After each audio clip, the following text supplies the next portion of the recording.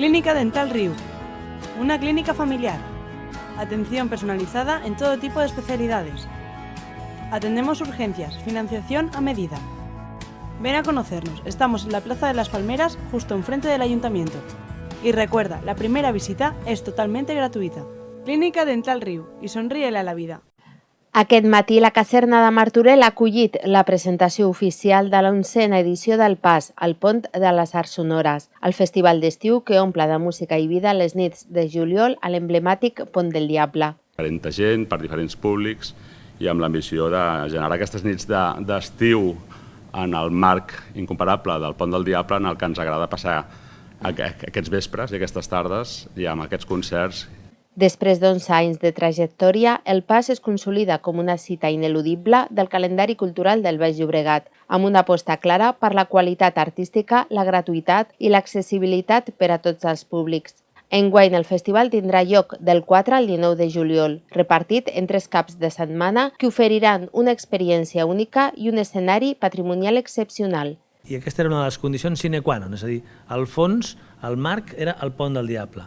I per tant l'havíem de fer en aquest espai. La programació del PAS 2025 reuneix artistes de diverses procedències com Catalunya, el Regne Unit, Estònia i l'Estat espanyol, en un moment dolç de les seves carreres, talents amb recorregut, reconeixement i projecció, però encara accessibles i pròxims al públic. Artistes més petitets que ens acostuma a costar més trobar espais i crec que és una proposta molt xula i jo tinc moltíssimes ganes de cantar i de fer el meu i que m'heu donat llibertat absoluta de fer el que jo vulgui, que això també és molt xulo. Aquest equilibri entre qualitat i proximitat és una de les claus de l'èxit del festival. A més dels concerts principals, aquesta edició incorpora 2 noves iniciatives que amplien l'oferta cultural.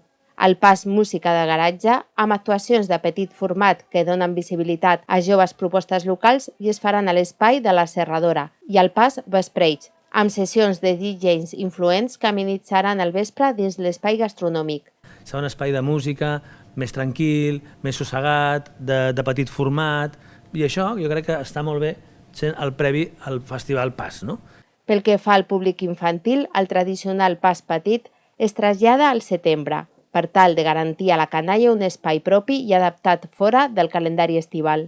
El que ens interessa que és posar la infància en el centre i que tinguin el seu espai i poder gaudir conjuntament, tota la família. La presentació ha clos amb l'actuació de la cantautora Maya Martínez, que porta el pop càlid de reminiscències folk i country nord-americanes, posant el primer accent musical d'un PAS 2025 que ja comença a brillar.